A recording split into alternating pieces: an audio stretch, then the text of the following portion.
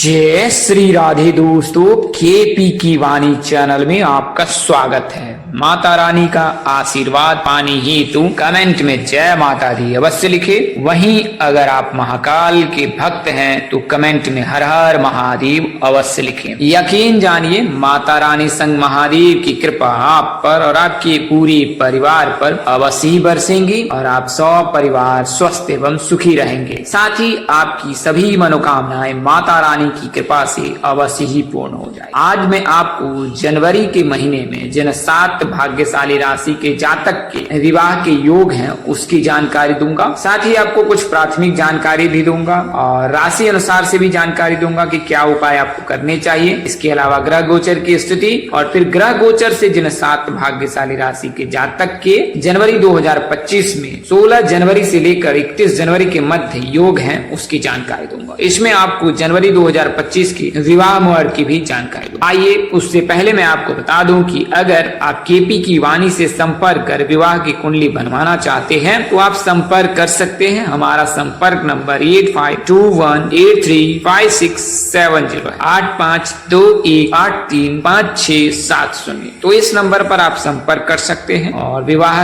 हेतु जो है पूरी जानकारी ज्ञात कर सके। जैसा कि आपको अन्य वीडियो में भी बताया गया है, नए व्यूवर्स के लिए मैं बता दूं कि अगर आप विवाह की कुंडली बनवाते हैं तो विवाह संबंध की जानकारी जो है ए से लेकर जेड तक दी जाती है। कब होगी, कहाँ होगी, कैसे होगी, किससे होगी, किस दिशा में होगी, कितनी दूरी पर होगी, किस नाम से होगी, किस राशि से करनी चाहिए, जीवन साथी का रंग रूप स्वरूप स्वभाव और उनका करियर कैसा होगा, आपका करियर कैसा होगा। अगर आप लव मैरिज करना चाहते हैं तो माता पिता की सहमति मिलेगी कि नहीं मिलेगी, ससुराल में घर द्वार कैसा होगा, सास ससुर का स्वभाव कैसा होगा, पति कितना पढ़ा लिखा होगा, पत्नी कितनी पढ़ी लिखी होगी। तो ये तमाम तरह की जानकारी जो है अब आप केपी की वाणी से कुंडली बनवाकर प्राप्त कर सकते हैं और इसके लिए मामूली शुल्क यानी मेहनताना लिया जाता है। अगर आप अपने बच्चे की जन्म कुंडली बनवाना चाहते हैं, उनका भविष्य जानना चाहते हैं, उनके कैरियर के बारे में जानना चाहते हैं, उनके भाग्योदय के बारे में जानना चाहते हैं, उनके स्वास्थ्य के बारे में जानकारी प्राप्त करना चाहते हैं तो आप अवश्य संपर्क करें। हम आपको विस्तृत जानकारी देंगे ए से जेड तक। आइए अब वीडियो में आगे बढ़ते हैं। तो सबसे पहले मैं आपको राशि के अनुसार से ग्रह की जो स्थिति बदलती है और ग्रह से जो दोष लगता है उस दोष को कैसे आप कम कर सकते हैं उसके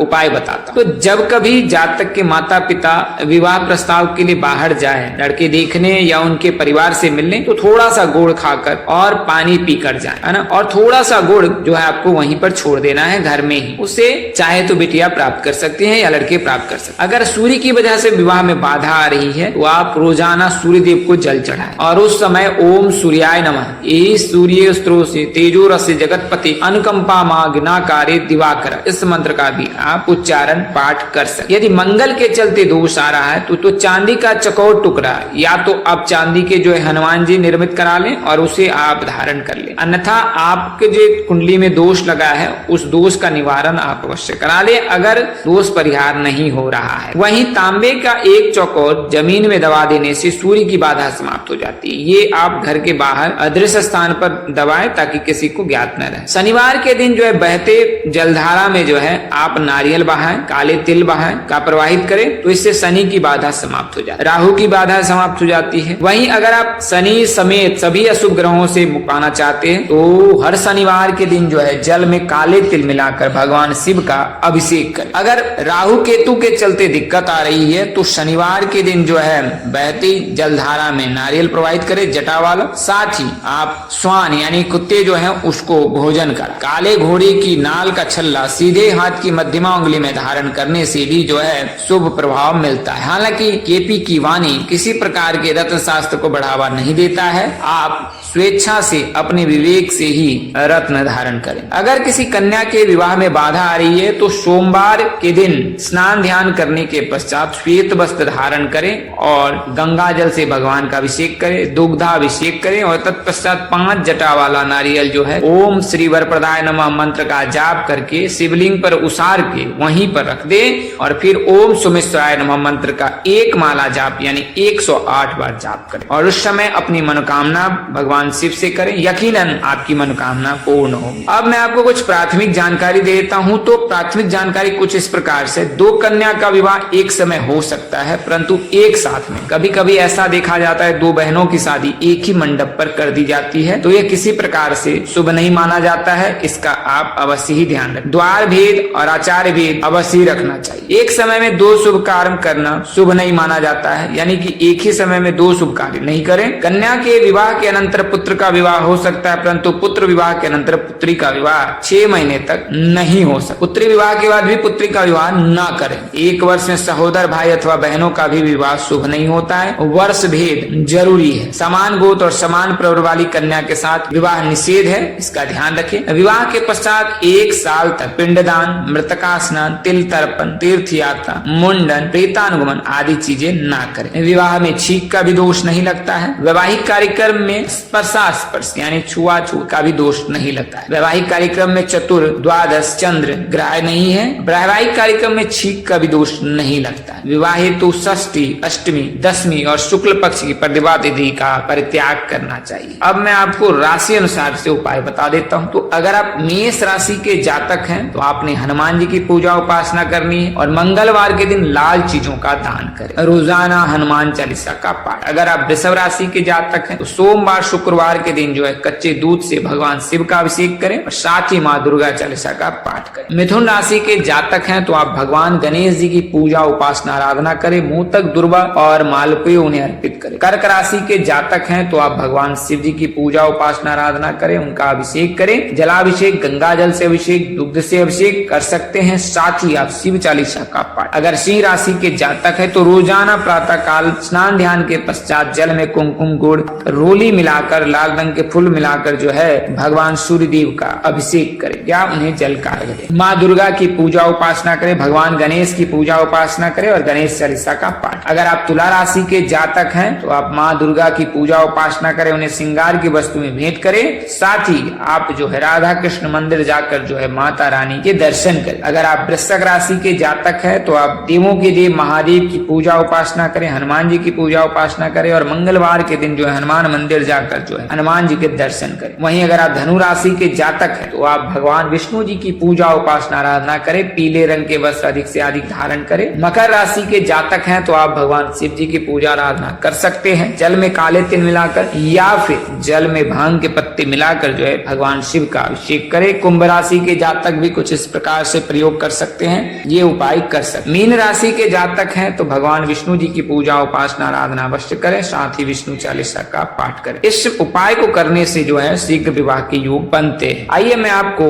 ग्रह गोचर की स्थिति बता देता हूँ। तो शुक्र के गोचर से जो है सिंह राशि के जातक के लिए, बुध के गोचर से मिथुन राशि के जातक के लिए, कर्क राशि के जातक के लिए, सूर्य के गोचर से कर्क राशि के जातक के लिए, मंगल के गोचर से धनु राशि के जातक के लिए, गुरु के गोचर से वृश्चिक राशि के जातक के लिए, शनि के गोचर से सिंह राशि के जातक के लिए, राहु और केतु के गोचर से कन्या और मीन राशि के जातक के लिए शुभ योग है। तो इन राशि के जातक के लिए शुभ योग है। अब मैं आपको कुछ प्राथमिक जानकारी देता हूँ। तो जो सगाई के कार्यक्रम होते हैं उसमें जो है कुछ साइंटिफिक सिद्धांत भी होते हैं जो कार्य करते हैं। जैसे शास्त्रों में इसका विधान तो नहीं है, लेकिन चिकित्सा क्षेत्र में इस प्रकार की बातें हैं। हालांकि केपी की वाणी इसको प्रमाणित नहीं करता है, ये सब चीजें होती है। लेकिन अंगूठी धारण करने से स्वास्थ्य लाभ अवश्य ही होता है, इसकी प्रमाणिकता विज्ञानों में उपलब्ध है। तो इसके लिए जो है जातक अपनी राशि अनुसार से, शुभ रत्न के अनुसार से वो रत्न धारण करते हैं, अंगूठी धारण करते हैं। तो का आप अवश्य ख्याल रखें। आइए मैं आपको उन राशियों के बारे में विस्तार से बता देता हूं। तो सिंह राशि के जातक के लिए चूंकि वर्तमान वर्ष में तो योग नहीं है, लेकिन आगामी वर्ष में साल 2025 के प्रथम मास में ही यानी कि जनवरी के महीने में ही जो है सिंह राशि के जातक के लिए शुभ योग बनेगा। और सिंह राशि के ऐसे जातक जिनकी आयु 26 वर्ष से अधिक हो चुकी है, उनके विवाह में बाधा आ रही, तो वर्तमान वर्ष में योग नहीं है, लेकिन आगामी वर्ष में योग बनेंगे।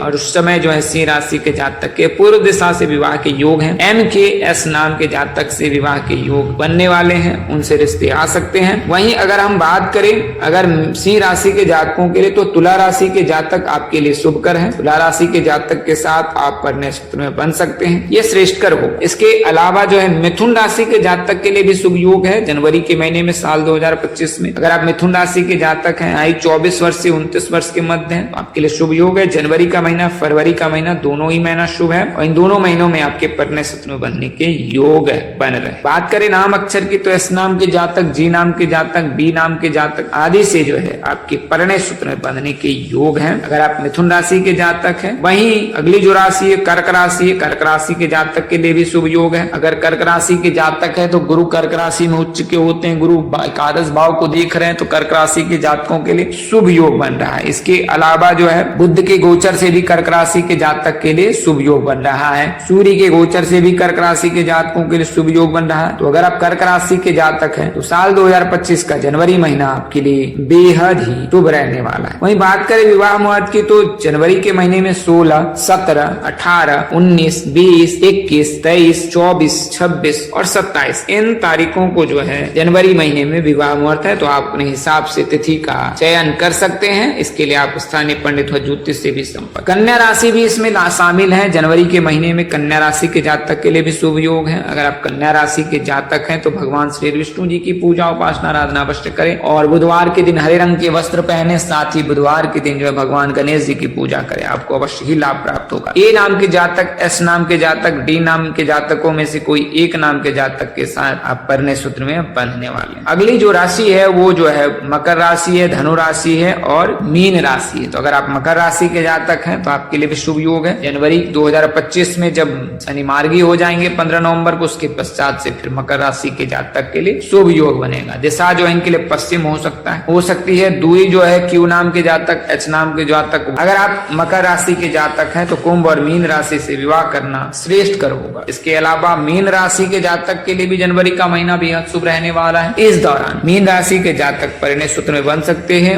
उनके लिए रिश्ते आ सकते हैं और उनकी शादी भी हो सकती है। वर्तमान समय से लेकर 18 मई 2025 तक मीन राशि के जातक के लिए शुभ योग बन रहा है। बात करें नाम अक्षर की, एस नाम के जातक, जी नाम के जातक, बी नाम के जातक, वी नाम के जातक, इनमें से कोई एक नाम के जातक के साथ आप परिणय सूत्र में बंधने वाले हैं। अगर आप मीन राशि के जातक हैं तो मीन राशि के जातक, मकर राशि के जातक और धनु राशि के जातक, धनु राशि के जातकों के लिए भी जो है इनके देवगुरु बृहस्पति हैं, आराध्य भगवान श्री विष्णु जी हैं।